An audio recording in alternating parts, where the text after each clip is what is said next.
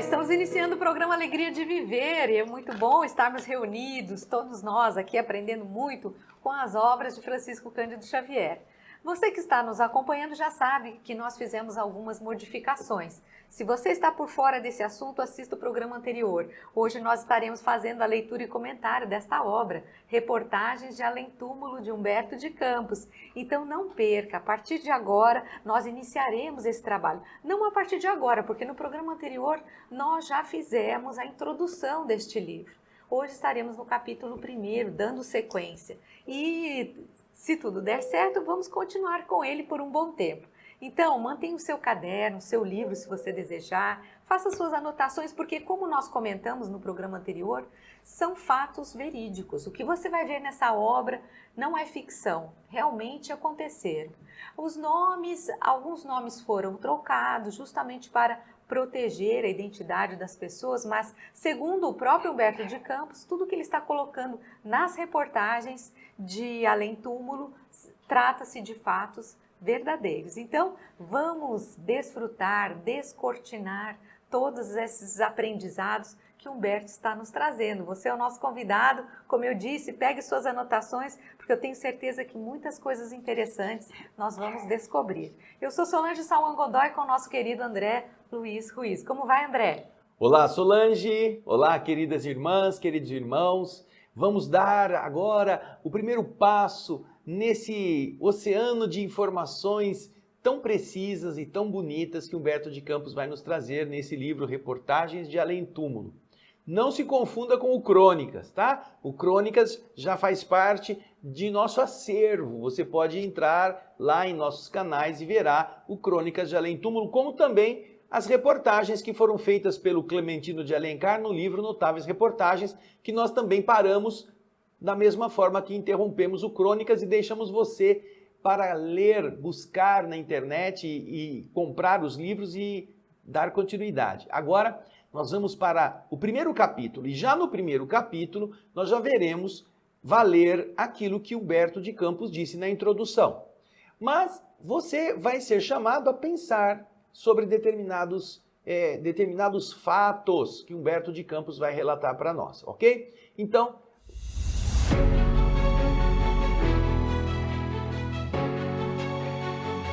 Reportagens de Além Túmulo.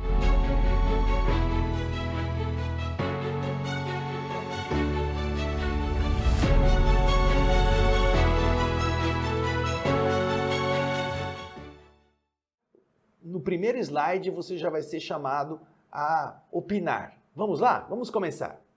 Você sabe quem foi Pedro Arbues? Arbues, você já ouviu falar dele? Pedro Arbues. Já ouviu falar? Nome diferente, nome... Quem será? Um jogador de futebol? Foi um astronauta? Foi um jogador de basquete do tempo do Humberto de Campos? Foi um general que na Segunda Guerra Mundial, que estava ali acontecendo, se notabilizou? Pedro Arbues. Você já ouviu falar? Olha aí, você está vendo referências em imagens, em pinturas, em desenhos a Pedro Arbues. Não foi general, não foi astronauta, não foi jogador de futebol, de basquete, de nada. Aparentemente, vivera na vida eclesiástica.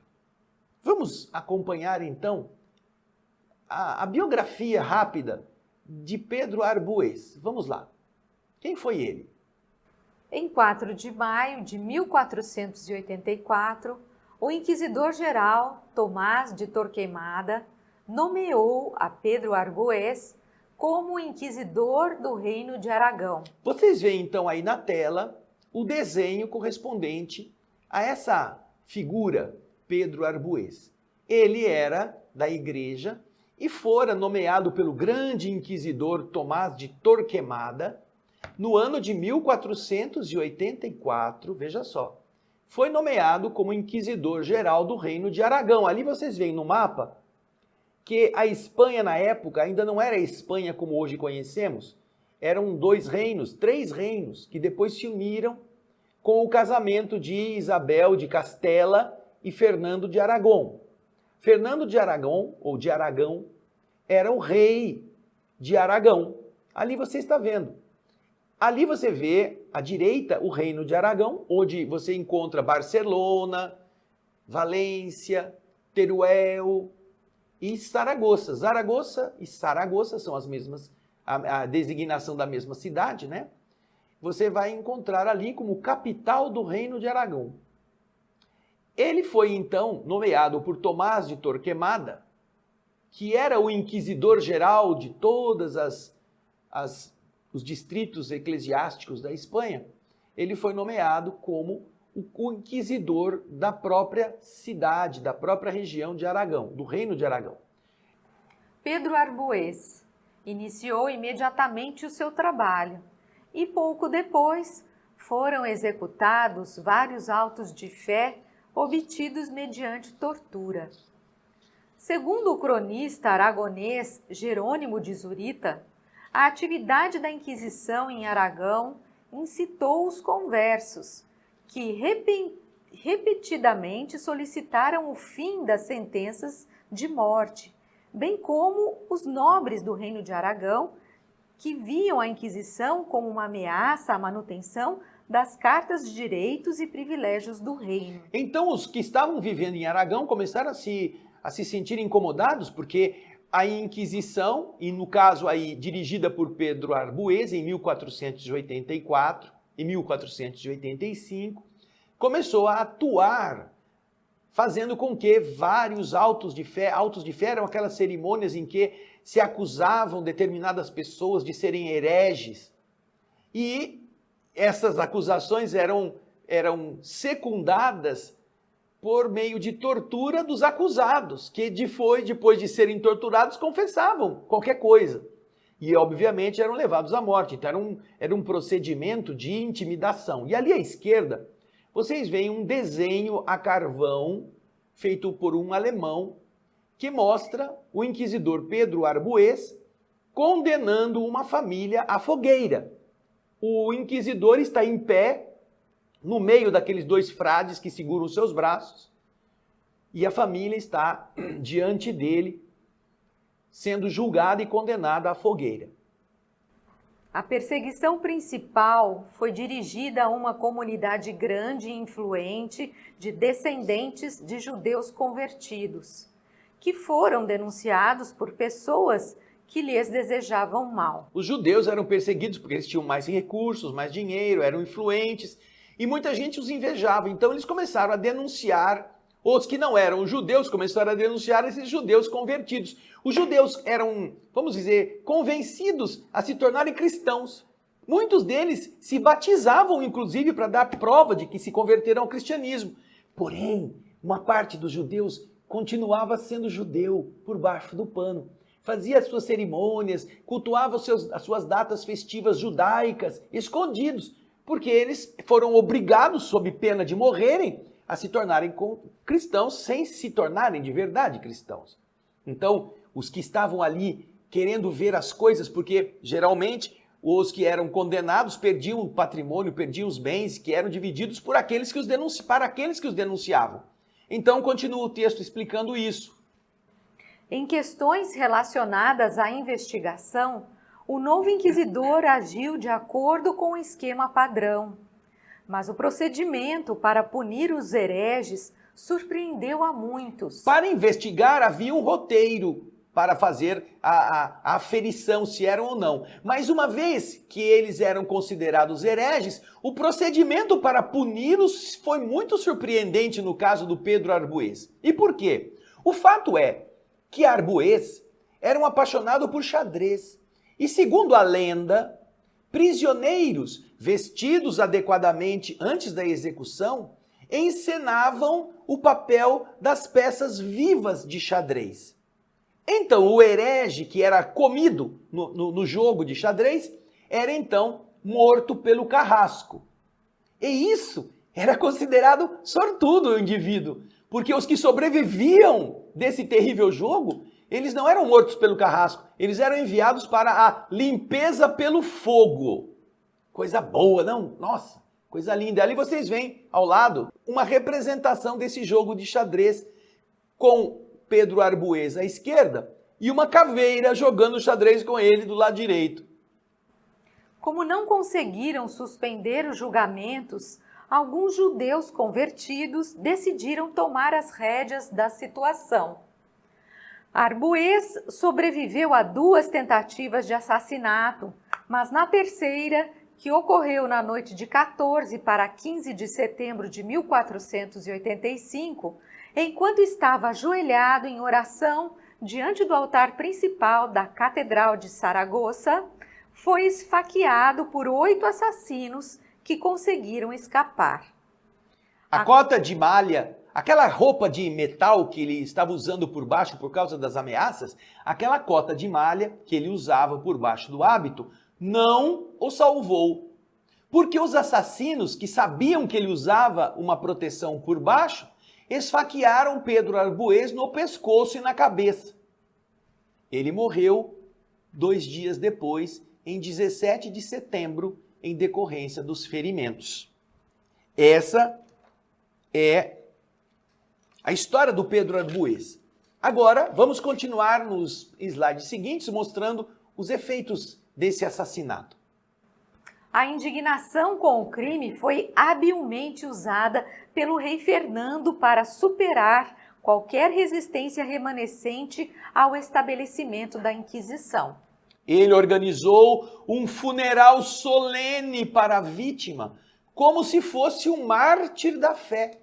Em dezembro de 1487, 2 anos após o assassinato, a cidade de Saragoça encomendou a construção de um esplêndido mausoléu para os restos mortais de Arbues. Em 1490, a Câmara Municipal financiou 2 lâmpadas de prata maciça que foram colocadas diante do túmulo na catedral. Uma dessas lâmpadas queimava dia e noite.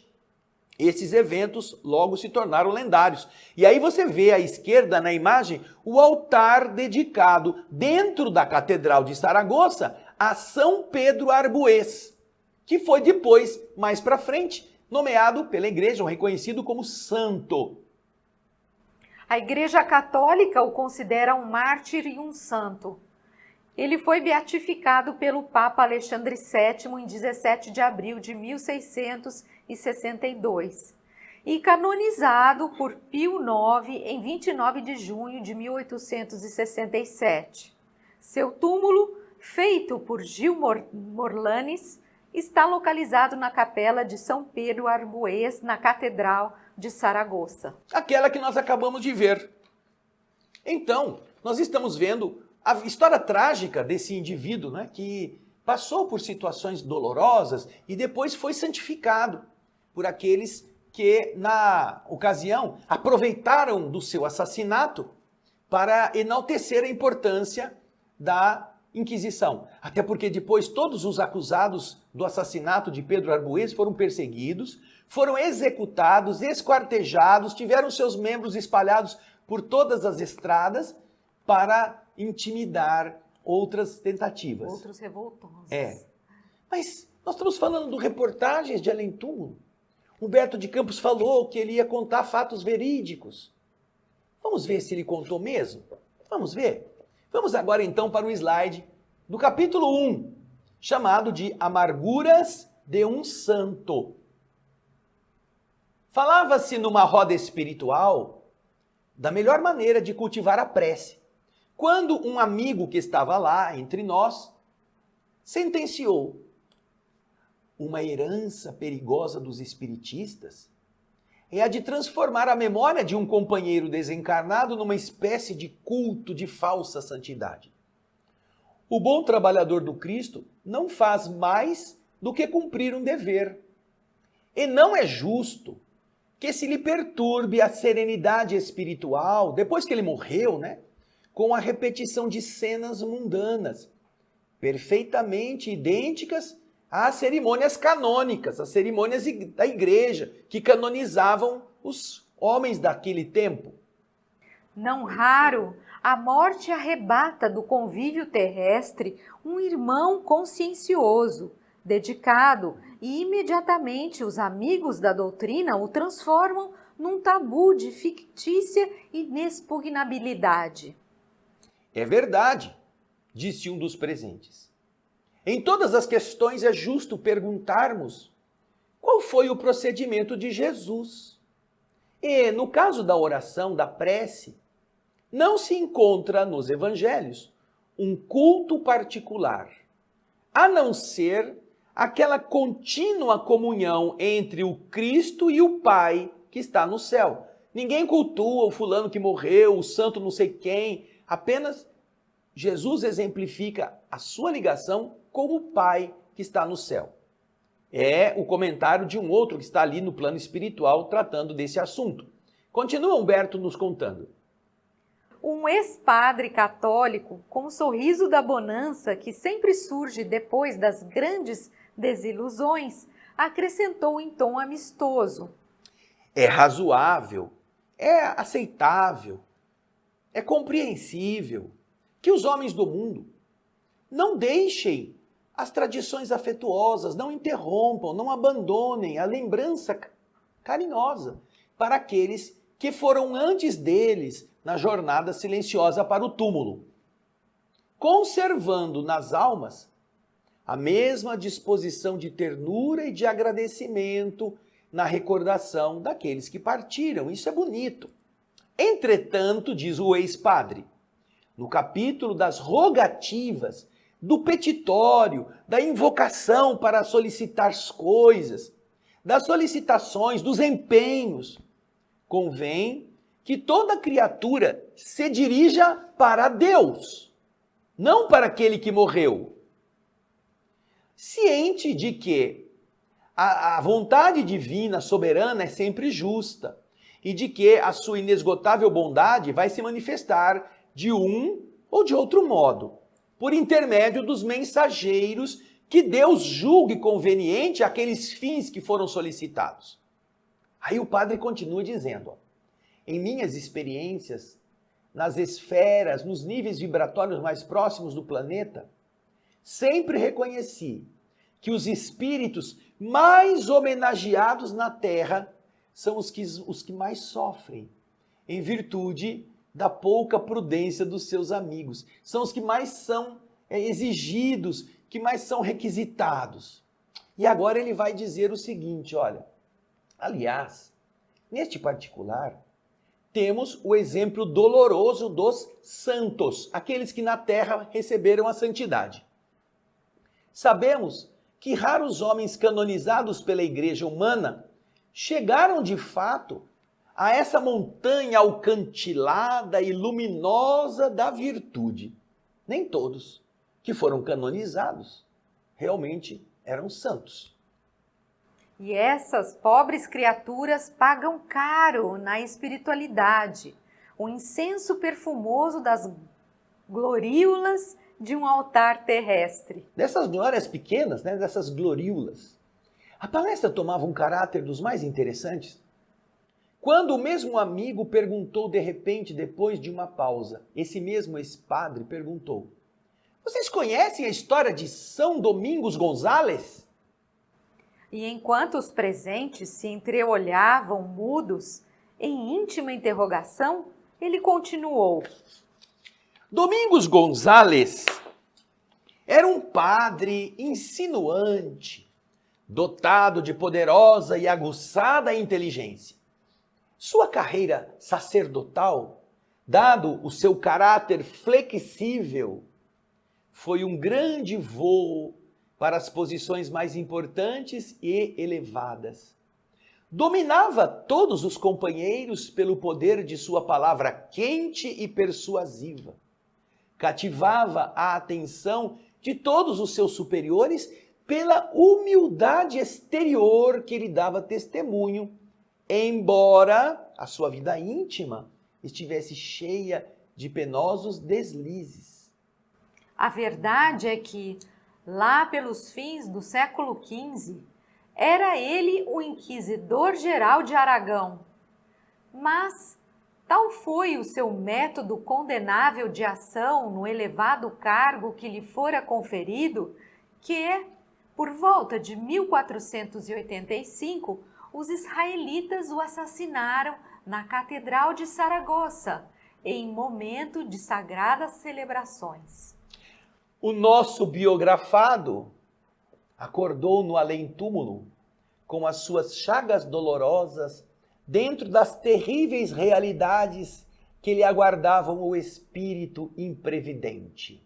Mas os eclesiásticos, os padres, os bispos, as autoridades concordaram em pleitear para ele um lugar de destaque nos altares humanos e venceram a causa. Em breve tempo, a memória de Domingos transformava-se no culto de um santo. Entretanto, aí agravaram-se no plano invisível os tormentos daquela alma desventurada. Envergonhado e oprimido, o ex-padre influente do mundo sentia-se qual mendigo faminto e coberto de pústulas. Nós, porém, diz o padre, sabemos que as recordações pesadas do planeta são como forças invencíveis que nos prendem à superfície da Terra. E o infeliz companheiro, Domingos Gonzalez, foi obrigado a comparecer, embora não visto pelos olhos mortais, a todas as cerimônias religiosas que se verificaram na instituição do seu culto. Domingos Gonzalez, assombrado com as acusações da própria consciência, assistiu a todas as solenidades da sua canonização, sentindo-se o mais desgraçado dos seres. As pompas do acontecimento eram como espadas intangíveis que lhe atravessassem de lado a lado o coração vencido e sofredor. Os cânticos de glorificação terrena ecoavam-lhe no íntimo como soluços da sombra e da amargura. E desde essa hora, os seus padecimentos se intensificaram. Sua angústia agravou-se, primeiramente, em virtude da nova posição dos seus familiares. Aqueles que eram afins de Domingos Gonzalez, pelo sangue, que eram fruto da mesma família, que tinham os mesmos ascendentes, entenderam que eles não deviam mais aquilo que exigia o trabalho da vida comum para a realização ao mundo. O tributo de trabalho. Como parentes de um santo, não mais quiseram trabalhar. E essa atitude se estendeu aos seus amigos, aos seus mais antigos companheiros de comunidade. Os poucos valores da agremiação religiosa à qual ele pertencera. Seus colegas de esforço pararam voluntariamente na preguiça criminosa e no hábito das homenagens sucessivas. Diz Humberto, diz o padre, o grupo havia produzido um santo. Devia ser o bastante para a garantia de uma posição definitiva no céu. O espírito infeliz contemplava a semelhante situação, banhado em lágrimas expiatórias. E o seu martírio continuou. Sabemos que um apelo da terra é recebido em nosso meio, tão logo seja expedido por um coração que se debata nas lutas redentoras do mundo. Se o serviço postal do orbe pode estar sujeito aos erros de administração ou à má vontade de um estafeta, desviando do seu destino uma mensagem, no plano espiritual não se verificam semelhantes perturbações. O padre está falando. Todos os que pedem alguma coisa na terra, endereçando o seu pedido a alguém no plano espiritual, emitem uma carta que vai chegar ao destino, vai chegar àquele que está sendo solicitado. Se na terra os correios podem apresentar equívocos na administração ou na má vontade do carteiro que erra a casa, que não entrega a carta e desvia do destino uma mensagem, no plano espiritual isso não acontece. Aquilo que alguém pede para um outro, chega neste outro, aonde ele estiver. Então ele está falando agora, o cara se viu do outro lado, como ele era. Vimos isso, né? No programa anterior. Humberto está alertando lá na introdução que nós vamos ser exatamente o que éramos antes. Não é porque a morte aconteceu que o corpo se desfez, que o espírito se santifica. E ele então está agora do outro lado, defrontando-se com tudo aquilo que é ele, que ele fez, enquanto estava na autoridade de julgar seus semelhantes, levando-os à fogueira, condenando-os a sofrimentos atrozes, na Inquisição. Só que isso marcava muito o seu espírito, mas ele foi obrigado a acompanhar, porque está vinculado às coisas do mundo material, tudo aquilo que disseram que ele fora santo. Nós vimos que o próprio rei Fernando de Aragão, sabendo que aquilo era um fato importante a ser usado como uma ferramenta de enaltecer a Inquisição, usou a morte, o assassinato daquele homem, como uma forma de ele possibilitar a santificação. Existem inúmeros relatos, inclusive, que quando foram limpar o sangue que ficou espalhado ali naquele chão, o sangue ficou líquido de novo, aumentou, as pessoas empaparam lenços no sangue do mártir, e que depois este sangue curou pessoas, e foram milagres que foram depois levados para a igreja, para que ela santificasse mesmo. Primeiro beatificasse, era o beato, e depois santificasse como santo. Aí se tornava uma relíquia. Exatamente. Então você vê que foram utilizados esses estratagemas para chegar no objetivo político. Uma propaganda. Uma propaganda. Muito bem feita. E ele foi considerado santificado. A comunidade fez uma grande homenagem e agora ele era o mártir e todo mundo pedia para ele. Então o que o padre está dizendo agora é que também não só lhe envergonhava a santificação, mesmo não oficial da igreja, mas na consciência do povo daquela região, que pesava sobre ele, porque ele não era aquilo, como também agora o próprio petitório que faziam ao santo o carregava de peso. É o que o padre está dizendo. Vamos acompanhar aqui o relato ao falar dos correios, que na terra podem errar, mas que no plano espiritual não se equivocam. Vamos lá. A solicitação justa ou injusta dos homens vem ter conosco pelos fios do pensamento na divina claridade do magnetismo universal. E Domingos começou a receber os pedidos mais imprudentes dos seus numerosos devotos. A alma desventurada ficou absolutamente presa à terra e de instante a instante era obrigada a atender aos apelos mais extravagantes e mais absurdos. Se um criminoso desejava fugir à ação da justiça no mundo, valia-se de Domingos, pedia a São Domingos, invocando-lhe a memória, entre os medos e os pedidos. As mães sem juízo, as mães desacisadas, que não cogitaram de educar os seus filhos quando pequenos, lhe rogavam de joelhos que São Domingos corrigisse tardiamente esses filhos transviados em maus caminhos. Os velhacos lhe faziam promessas a fim de realizarem um bom negócio. As moças casadoras lhe imploravam a aliança do noivo rebelde e arredio. Os sacerdotes pediam-lhe atenção dos superiores. E, finalmente, todos os sofredores sem consciência lhe suplicavam o afastamento da cruz de provações que lhes era indispensável. Todo mundo queria um favor daquele santo.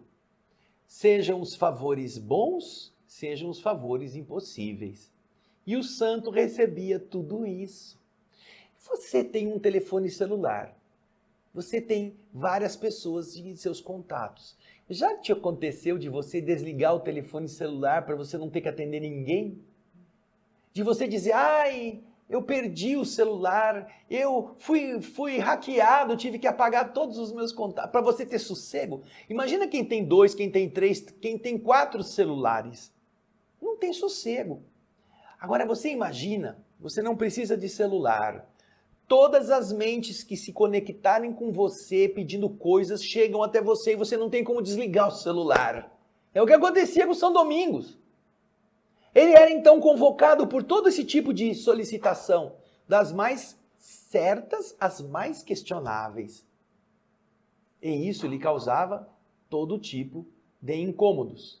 Vamos continuar a ver aí? Chumbado ao mundo, Domingos, durante mais de um século, perambulou pelas casas dos devotos, pelas estradas desertas, pelos círculos de negócios, pelos covis dos bandidos. Tudo onde estavam os que estavam pedindo ajuda do São Domingos, né? Gonzales. Domingos Gonzales. Nome interessante esse, né? Não pode ser duas pessoas que passaram pela mesma situação, você não acha? Engraçado. E o São Domingos agora era cultuado, era invocado, era solicitado para todos os tipos de negociatas. Então ele andou pelos empresários do tempo, pelas casas dos irresponsáveis, pelos covis dos bandidos que oravam pedindo a proteção de São Domingos Gonzales. Mais de 100 anos.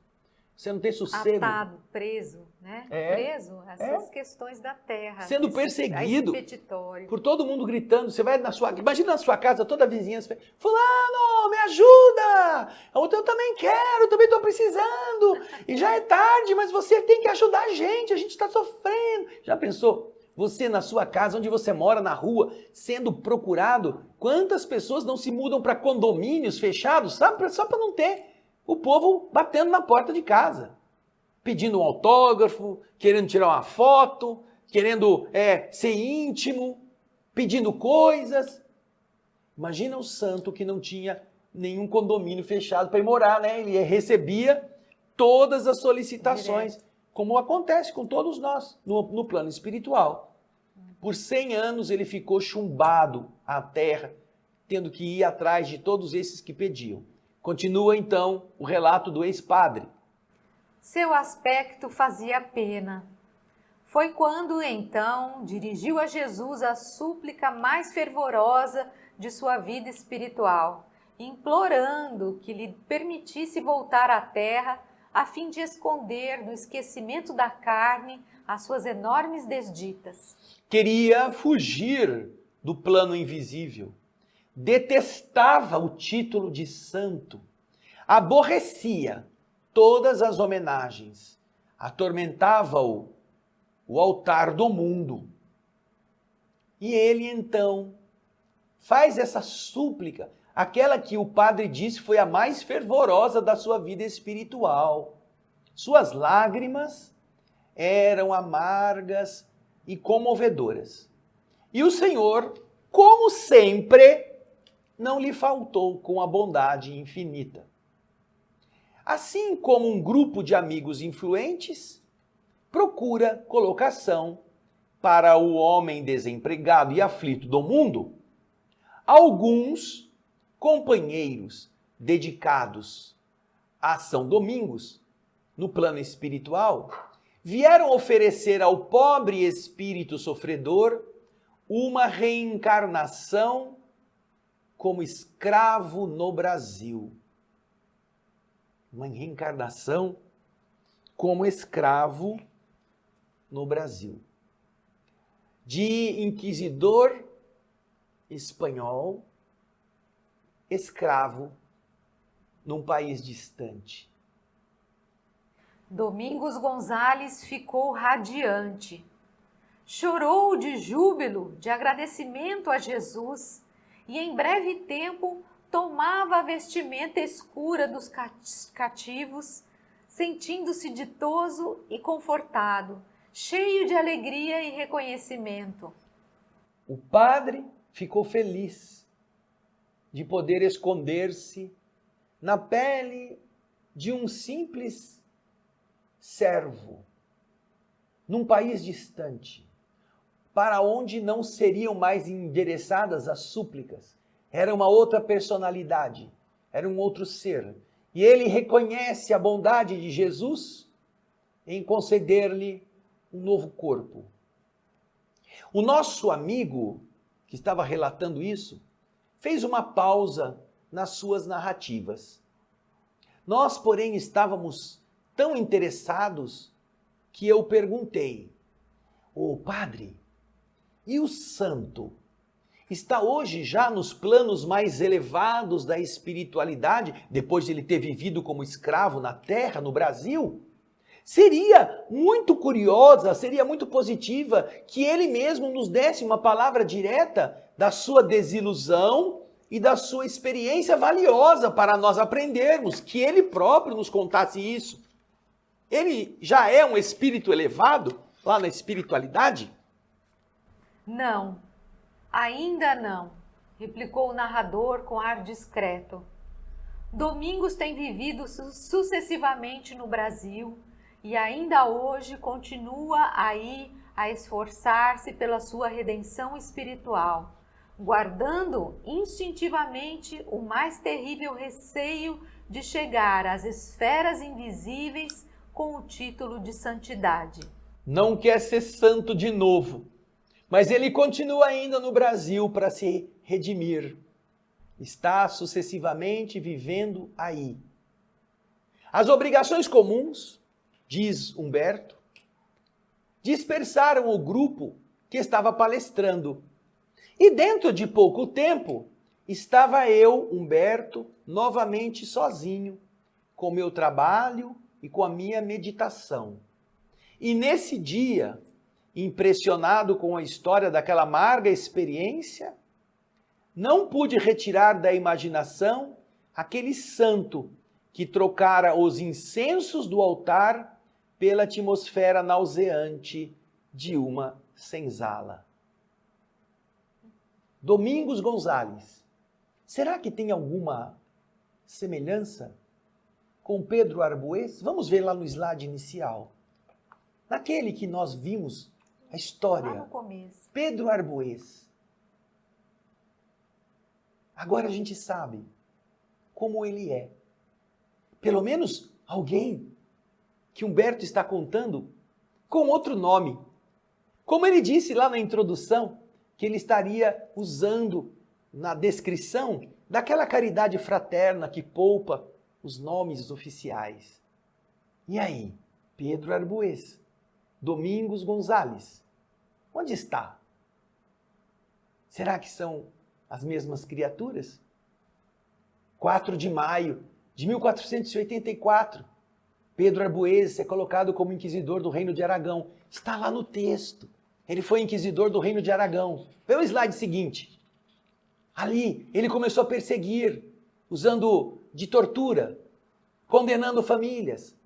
O inquisidor de Aragão incitou os convertidos que ficaram com medo de serem condenados à morte e que não conseguiram fazer com que o rei Fernando tirasse o Pedro Arbues da função de inquisidor.